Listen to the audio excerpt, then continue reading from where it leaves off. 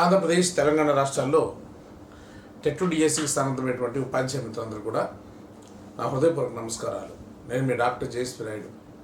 ప్రేమైన మిత్రులారా, మనం గత క్లాస్లో మెగా గ్రాండ్ టెస్ట్ సిరీస్ 50లో భాగంగా 42వ గ్రాండ్ టెస్ట్లో కొన్ని ప్రశ్నలు డిస్కస్ చేసుకోవడం జరిగింది. మరి ఈ క్లాస్లో రిమైనింగ్ క్వశ్చన్స్ గురించిన విషయాల్ని డిస్కస్ చేద్దాం ఫ్రెండ్స్.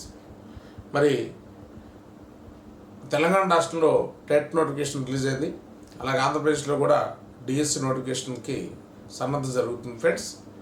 మరి ఇక్కడ ఈ డిఎస్సిలోనే మీరు జాబ్ సంపాదించాలి.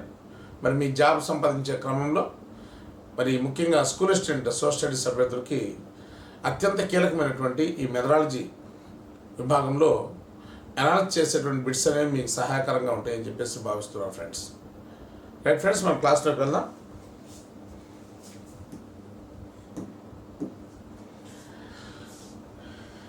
చూడండి, మన కళ్ళ ముందు కనిపిస్తూ మనకు దిశానిర్దేశం చేస్తూ మనం చేసే ప్రతి పనిని ప్రభావితం చేస్తూ మనల్ని సరైన మార్గంలో ముందుకు నడిపించేది ఏది అని చెప్పేసి అడిగాడు. గమ్యమా, ఆశయమా, లక్ష్యమా, లేక స్పష్టీకరణ అని చెప్పేసి అడిగాడు. ఇది రెండో చాప్టర్లో చాలా సందర్భాల్లో కూడా మనకి ఎగ్జామినేషన్లో అడగడం జరిగింది. దీనికి చెప్పింది జాన్ డూయి అనమాట. ఉద్దేశం అనేది ఎప్పుడు మన కళ్ళ ముందు కనిపిస్తూ మనకి దిశానిర్దేశం చేస్తూ మనం చేసే ప్రతి పనిని ప్రభావితం చేస్తూ మన ముందుకు నడిపిస్తుందని చెప్పేసి జాన్ డూయి ఉద్దేశాన్ని వివరించేటువంటి క్రమంలో దీన్ని చెప్పడం అనేది జరిగింది ఫ్రెండ్స్. సో కాబట్టి ఇక్కడ ఉద్దేశాన్ని మనం ఆశయం అని కూడా పిలుస్తాం అనమాట. ఉద్దేశాన్ని ఏమంట, ఆశయం అంట. ఉద్దేశాన్ని ఏమని పిలవచ్చు అంటే ఎయిమ్ అని పిలుస్తారు, అలాగే ఆశయం అని పిలుస్తారు, అలాగే విద్యా లక్ష్యాలు అని పిలుస్తారు,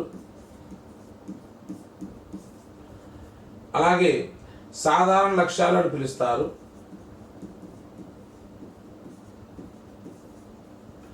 అలాగే సాధారణ ఉద్దేశాలను పిలుస్తారు,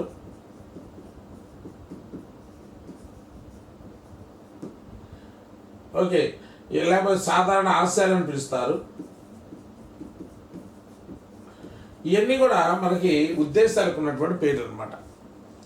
ఉద్దేశం అనొచ్చు, దీన్ని మనం ఉద్దేశం అని కూడా అంటారు అనమాట. ఉద్దేశం ఏమన్నా, ఆశయమన్నా, విద్యా లక్ష్యాలన్నా, సాధారణ లక్ష్యాలన్నా, సాధారణ ఉద్దేశాలన్నా, సాధారణ ఆశయాలన్నా, ఉద్దేశం అన్నా, ఇవన్నీ కూడా ఉద్దేశానికి ఉన్నటువంటి పేర్లు అనమాట. సో అలాగే దీన్ని మనం ఆశయం అని కూడా చెప్తాం. లక్ష్యం అంటే స్వల్పకాలంలో సాధించబడేదాన్ని లక్ష్యం అంట. ఇది ఉపాధ్యాయుడు బోధనలో తప్పనిసరిగా ఏర్పాటు చేసుకోవాలి. స్పష్టీకరణ అంటే ఉపాధ్యాయుడు తన బోధన ద్వారా విద్యార్థి నుంచి ఆశించినటువంటి ప్రతిస్పందనని మన స్పష్టీకరణ అని చెప్పేసి అంటాం. ఓకే, వీటిని నిర్దిష్ట లక్ష్యాలు అని కూడా అంటారు. నిర్దిష్ట లక్ష్యాలని కూడా అంటారు అనమాట. నెక్స్ట్ అలాగే గమ్యం అంటే ఓకే, సుదీర్ఘకాలంలో సాధించేదాన్ని మనం గమ్యం అని చెప్పేసి అంటాం. మరి గమ్యం అనేది అంతిమ ప్రయోజనం కలిగిందని చెప్పి చెప్పుకున్నాం. అందుకే జేకే సూద్ అనేటువంటి విద్యావేత్త చెప్తాడు, ఓకే, అంతిమ ప్రయోజనం కలిగి అతి విశాలమైన గమ్యాలైతే వాటి నుంచి ఉద్భవించిన ఉద్దేశాలు గాను, వాటి నుంచి ఉద్భవించిన లక్ష్యాలు గాను, వాటి నుంచి ఉద్భవించినవి స్పష్టీకరణగా ఉంటాయని చెప్పేసి జేకే సూద్ అనే విద్యావేత్త చెప్పడం జరిగింది. సో కాబట్టి దీనికి ఆన్సర్ ఏంటంటే ఆశయం అని చెప్పేసి మనం చెప్పుకోవచ్చు అనమాట. నెక్స్ట్ 12, మానవ జాతిలో ఉన్న మౌలికమైన ఐక్యతాభావాన్ని అభినందించడం అనేది ఏంటి? ఇక్కడ కీలకమైన ఒకటి ఏంటంటే ఇక్కడ ఐక్యతాభావం. ఇది రెండో చాప్టర్లోనే మరి సాంఘిక శాస్త్ర బోధన ఉద్దేశాలకు సంబంధించింది. ఉద్దేశాల్లో ముఖ్యంగా వివిధ శాస్త్రాలకు సంబంధించిన ఉద్దేశాలు, భూగోళ శాస్త్ర ఉద్దేశము, చరిత్ర ఉద్దేశము, పౌరశాస్త్ర ఉద్దేశము, అర్థశాస్త్ర ఉద్దేశం అని చెప్పేసి 4 రకాల ఉద్దేశాలు. అంటే ఆ సబ్జెక్టులు మనము ఎందుకు బోధించాలి అనేవి ఈ ఉద్దేశాలు మనకి తెలియజేస్తూ ఉంటాయి ఫ్రెండ్స్. ఇక్కడ మనకి ఐక్యత అవగాహనలో ముఖ్యంగా మనం తీసుకుంటే మనకి ఇది చరిత్ర ఉద్దేశానికి సంబంధించింది. దేనికి సంబంధించింది? చరిత్ర ఉద్దేశాల్లో మనకి 5 అనమాట. మార్పు, అలాగే వారసత్వం, అలాగే ఐక్యత, అలాగే చరిత్ర, అభివృద్ధి అనేటువంటి 5 రకాల అంశాలు ఉన్నాయి. సో ఐక్యత అనేది దేనికి సంబంధించింది? చరిత్ర ఉద్దేశాల్లో ఉందన్నమాట. అలాగే భూగోళ శాస్త్ర ఉద్దేశాల్లో ఓకే, భిన్నాంశాలు, మానవ జీవనం, ఓకే, అలాగే పరస్పర ఆధారం, సాధారణీకరణ అనేటువంటి 4 రకాల ఉద్దేశాలు ఉన్నాయి. అలాగే అర్థశాస్త్ర ఉద్దేశాలు తీసుకుంటే పరిమిత ఆదాయంతో గరిష్ట ప్రయోజనాన్ని పొందడం, ఓకే, అదేవిధంగా అధికమైనటువంటి కోరికల్ని తక్కువ వనరులతో ఏ విధంగా సాధించుకోవాలి, భావజీవన మార్గాన్ని ఏ విధంగా అభివృద్ధి చేసుకోవాలి, అలాగే మనకి ప్రస్తుత ఆర్థిక విధానాన్ని ఎలా అర్థం చేసుకోవాలని సంబంధించినటువంటి ఉద్దేశాలు దీంట్లో ఉన్నాయి. పౌరశాస్త్ర ఉద్దేశాల్లో పౌరసత్వం, అవగాహన, యుఎన్ఓ అనేటువంటి 3 రకాల ఉద్దేశాలు ఉన్నాయన్నమాట. సో కాబట్టి ఇక్కడ దీని కరెక్ట్ ఆన్సర్ ఏంటంటే చరిత్ర ఉద్దేశం అని చెప్పేసి మనం చెప్పుకోవచ్చు. 13 చూడండి, ఈ కింది వాటిని జతపరచండి అన్నాడు. ఇది కూడా సెకండ్ చాప్టర్ సంబంధించినటువంటి బిట్ అనమాట. వివిధ రకాల శాస్త్రవేత్తలు, ముఖ్యంగా బ్లూమ్స్ టాక్సానమీలో వివిధ రకాల శాస్త్రవేత్తలు మరి ఏ విధంగా ఏ సంవత్సరంలో దాన్ని డివైడ్ చేయడం జరిగింది, లక్ష్యాలను ఏ విధంగా డివైడ్ చేయడం జరిగింది అనే దానికి సంబంధించి మనం బ్లూమ్స్ టాక్సానమీ గురించి మనం నేర్చుకోవడం జరిగింది అనమాట. దీంట్లో ఇక్కడ ఇచ్చాడు చూడండి, బ్లూమ్స్ ఇచ్చాడు, క్రాత్హాల్ ఇచ్చాడు, సింప్సన్ ఇచ్చాడు, హౌరో ఇచ్చాడు, బోధనా లక్ష్యాలు వర్గీకరణ అని చెప్పేసి 5 రకాల ఆప్షన్స్ ఇవ్వడం జరిగింది, ఇటు ఇయర్స్ ఇవ్వడం జరిగింది. ఫస్ట్ మనం తీసుకుంటే బోధనా లక్ష్యాల వర్గీకరణ అనేది 1948లో ఓకే అమెరికాలోని బోస్టన్ నగర్లో జరిగిందనమాట. ఓకే, 1948లో జరిగింది. ఓకే, సో నెక్స్ట్ తర్వాత బ్లూమ్స్ మనకి 1956లో the taxonomy of educational objectives అనేటువంటి గ్రంథాన్ని రాయడం జరిగింది. బ్లూమ్స్ తర్వాత డేవిడ్ క్రాత్హోల్ 1964లో తన యొక్క గ్రంథాన్ని సబ్మిట్ చేయడం జరిగింది. అలాగే ఎలిజబెత్ సింప్సన్ 1966లో తన యొక్క గ్రంథాన్ని సబ్మిట్ చేయడం జరిగింది, తన రిపోర్ట్ని. హౌరో 1972లో తన యొక్క రిపోర్ట్ని సబ్మిట్ చేయడం జరిగింది. అలాగే ఇక్కడ దవే కూడా ఉన్నాడు అనమాట. ఆర్హెచ్ దవే 1969లో తన యొక్క రిపోర్ట్ని సబ్మిట్ చేయడం జరిగింది అనమాట. ఈ లక్ష్యాల వర్గీకరణకు సంబంధించి మనకి 2001లో కూడా అండర్సన్, క్రాత్హోల్ అనేటువంటి వాళ్ళు వర్గీకరణ చేసిన లక్ష్యాల వర్గీకరణ 2001లో కూడా జరగడం జరిగింది. A taxonomy for learning, teaching and nursing అనేటువంటి బుక్లో ఈ యొక్క రివైజ్డ్ టాక్సానమీ గురించి చెప్పారనమాట. సో కాబట్టి ఇక్కడ ఆప్షన్స్ మనం తీసుకుంటే A4, అలాగే B5, అలాగే C3, అలాగే D1, అలాగే E2 ఇదన్నమాట. సో ఇక్కడ మనం తీసుకుంటే ఫస్ట్ A4 అన్నాడు. A4లో మనకి ఒకటే ఉందన్నమాట. A4, B5, C3, D1, E2 కరెక్ట్గా ఆన్సర్, మూడోది ఆన్సర్గా మనం చెప్పుకోవచ్చు అనమాట. నెక్స్ట్ తర్వాత చూడండి 14. ఈ కింది వాటిలో తప్పుగా ఉన్నదాన్ని గుర్తించండి అన్నాడు. ఈ కింది వాటిలో తప్పుగా ఉన్నదాన్ని గుర్తించండి. ఇది కూడా మనకి 2వ చాప్టర్ సంబంధించింది. 2వ చాప్టర్ చాలా ఇంపార్టెంట్ చాప్టర్ అనమాట.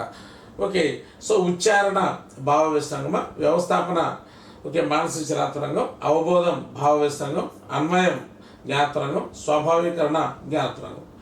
ఇక్కడ మనం తీసుకున్నట్టయితే మనకు ఉచ్చారణ అనేది భావ విశ్రంగం అన్నాడు. ఉచ్చారణ ఇక్కడ మనం తీసుకుంటే జ్ఞానాత్మరంగం, భావ విశ్రంగం, మానసిక చలనాత్మరంగం అని చెప్పేసి 3 రంగాలు ఉంటాయి.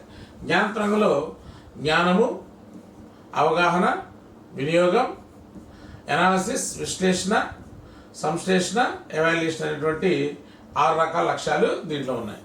భావ విశ్రంగంలో receiving, responding, valuing, organisation, characterisation అనేటువంటి 5 రకాల లక్ష్యాలు ఉన్నాయి.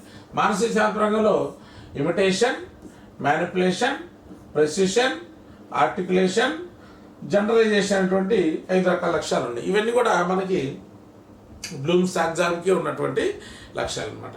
ఇక్కడ మనం తీసుకున్నట్లయితే ఉచ్చారణ అనేది భావ విశ్రంగం. ఉచ్చారణని మనం ఆర్టికులేషన్ అని కూడా అంటాం. ఆర్టికులేషన్ ఉచ్చారణ అని కూడా అంటాం. ఇది మానసిక చలనాత్మకంలో ఉంది కాబట్టి ఇది తప్పు అనమాట. వ్యవస్థాపనం మానసిక చలనాత్మకంగా. వ్యవస్థాపనం అంటే ఆర్గనైజేషన్ని వ్యవస్థాపనం అంటాం. ఇది భావ విశ్రంగంలో ఉంది, ఇది కూడా తప్పే. నెక్స్ట్ అవబోధం భావ విశ్రంగం. అవబోధన అంటే మరి అవగాహన అంటాం, ఇది భావ విశ్రంగం, ఇది కూడా తప్పే ఉంది. అన్వయం జ్ఞానతరంగం. అన్వయం అంటే వినియోగం అనమాట. వినియోగం అనేది జ్ఞానతరంగంలో ఉంది, ఇది కరెక్ట్గానే ఉంది. స్వాభావీకరణ జ్ఞానతరంగం. స్వాభావీకరణ, సాధారణీకరణ, ఇది స్వాభావీకరణ, ఇది కూడా తప్పే ఉంది. కానీ ఇక్కడ మనకి ఇక్కడ ఉన్నటువంటి ఆప్షన్స్ మొత్తం తీసుకుని తప్పుగా ఉన్నాయి ఏంటి? తప్పుగా ఉన్నాయి 1, 2, 3, 4 అనమాట. అంటే ABCE అనేవి తప్పుగా ఉన్నాయి. D1 మాత్రమే ఇక్కడ మనకి కరెక్ట్గా ఉందన్నమాట. ఈ లక్ష్యాలకు సంబంధించి బ్లూమ్స్ టాక్సానమీకి సంబంధించి ఏ రంగంలో ఏ లక్ష్యాలు అనేది కూడా ఒక అవగాహన మనం చేసుకోవాలి. చెప్పుకున్నాం కదా 2001లో అండర్సన్ క్రాత్వోల్ అనేటువంటి వాళ్ళు ఈ యొక్క జ్ఞానతరంగంలో పరిశోధన చేస్తారని చెప్పేసి కూడా చెప్పుకున్నాం. ఇది మనకు చాలా ఇంపార్టెంట్ అనమాట. ఈ లక్ష్యాలు కూడా ఏ ఏ ఏ ఏ రంగంలో ఏ లక్ష్యాలు ఉన్నాయి, ఎన్ని రంగాలుగా డివైడ్ చేశారు, ఏ లక్ష్యం యొక్క ప్రాధాన్యత ఏంటి, ఇవన్నీ కూడా చాలా ఇంపార్టెంట్ మనం అవగాహన చేసుకోవాలి. కాబట్టి ఆన్సర్ ఏంటంటే ఏబిసిఈ. ఎక్కడ ఉందో చూడండి, ఏబిసిఈ అనేది ఆప్షన్ 2లో ఉందన్నమాట. ఆప్షన్ 2లో ఉంది ఫ్రెండ్స్. నెక్స్ట్ క్వశ్చన్ చూద్దాం. ఒక విషయాన్ని మరొకమైన పద్ధతిలో జాగ్రత్తగా అదే ఒకే అర్థంలో సరిపోయే విధంగా ఒక వ్యక్తి చేయడాన్ని ఏమంటారు? ఒక విషయాన్ని మరొక రకమైన పద్ధతిలో జాగ్రత్తగా ఒకే అర్థంతో సరిపోయే విధంగా చేయడాన్ని ఏమంటారు? జ్ఞానమా, అన్వయమా, అనువాదమా, అనుకరణ? ట్రాన్స్లేషన్ అంట. దీన్ని ఏమంటాం? అనువాదం, ట్రాన్స్లేట్. ఒక రూపంలో ఉన్నదాన్ని మరో రూపంలోకి అదే అర్థం మారకుండా మనం మార్పు చేస్తే దాన్ని ట్రాన్స్లేషన్ అని చెప్పేసి అంట. ఇది అనువాదం, అవగాహనకు సంబంధించినటువంటి స్పష్టీకరణగా మనం చెప్పుకోవచ్చు అనమాట. అన్వయం అంటే విద్యార్థి నేర్చుకున్నటువంటి విషయాన్ని నిత్య జీవితంలో ఉపయోగించుకుంటే దాన్ని అన్వయం లేక వినియోగం అని చెప్పేసి అంటాం. విద్యార్థి నేర్చుకున్న విషయాన్ని ఉన్నతున్నట్టు చెప్తే దాన్ని జ్ఞానము అని చెప్పేసి అంటాం.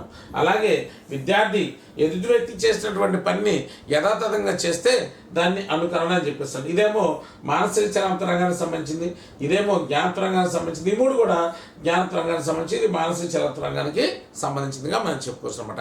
కాబట్టి ఇక్కడ ఒక విషయాన్ని మరొక రకమైన పద్ధతిలో జాగ్రత్తగా అదే అర్థంతో వచ్చే విధంగా చేస్తే దాన్ని మనం అనువాదం అని చెప్పేసి అంటాం. దీన్నే ట్రాన్స్లేషన్ అని కూడా అంటారు అనమాట ఇంగ్లీష్లో. నెక్స్ట్ 16 పెట్టి చూడండి.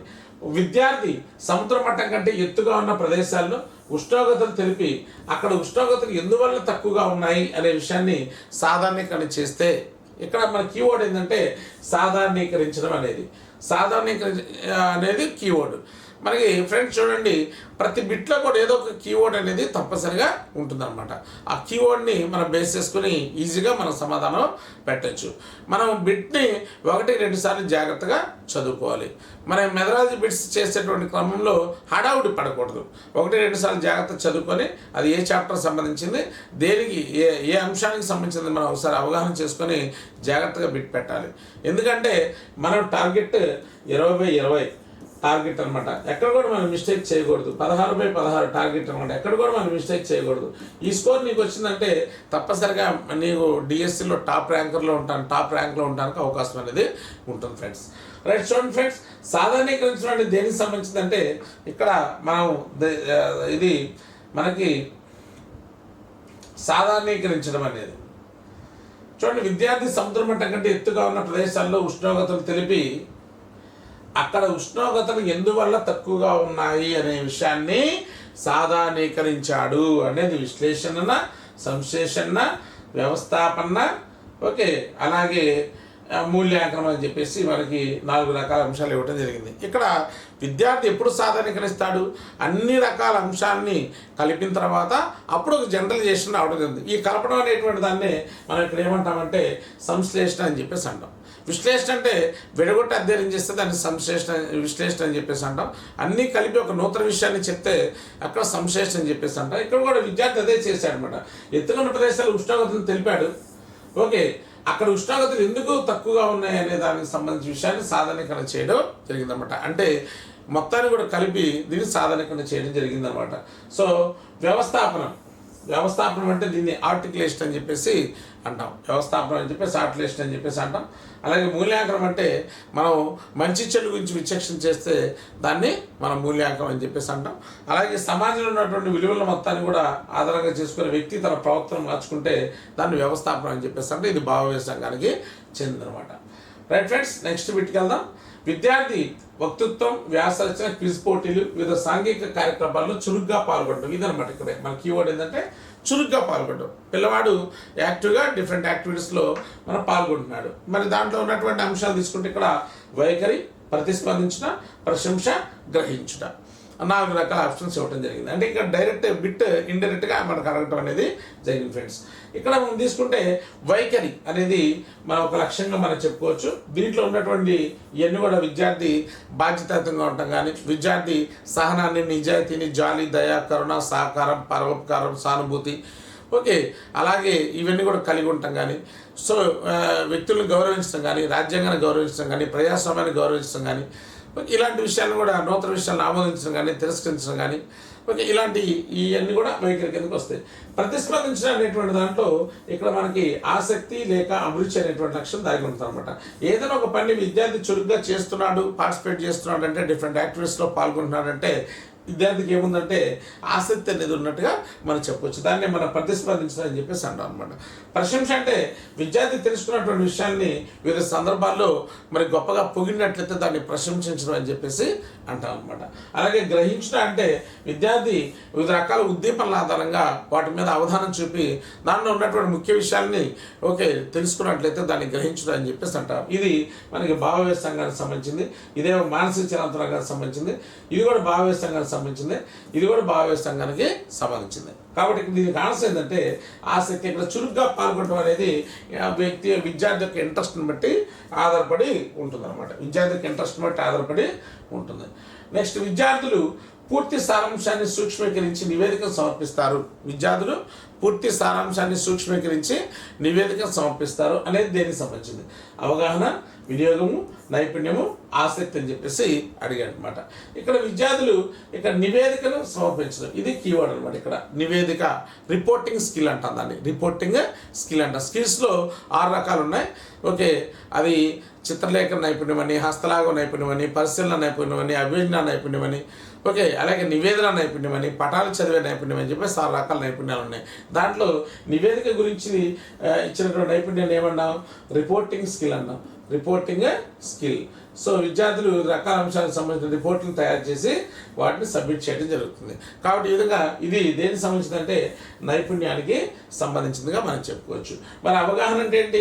విద్యార్థి ఒక విషయాన్ని నేర్చుకున్న తర్వాత నేర్చుకున్నటువంటి విషయాన్ని ఉదాహరణలు ఇవ్వడం, వివరించడం, వర్ణించడం, వర్గీకరించడం, పోలికలు చెప్పడం, భేదాలు చెప్పడం, సంబంధాలు గుర్తించడం, అనువదించడం, వ్యాఖ్యానించడం, ఓకే, దోషాలు కనుక్కోవడం, దోషాలను సరిదిద్దడం, ఇలాంటి ప్రవర్తన మార్పులు విద్యార్థుల నుంచి మనం గమనించినట్లయితే విద్యార్థికి ఆ విషయం అవగాహనట్లుగా మనం చెప్పుకోవచ్చు. వినియోగం అంటే విద్యార్థి నేర్చుకున్న విషయాన్ని మరి తన నిజ జీవితంలో ఎదురైనటువంటి సమస్యలకు అన్వయించుకొని సమస్య పరిష్కారం చేసుకుంటే దాన్ని వినియోగం అంటాం.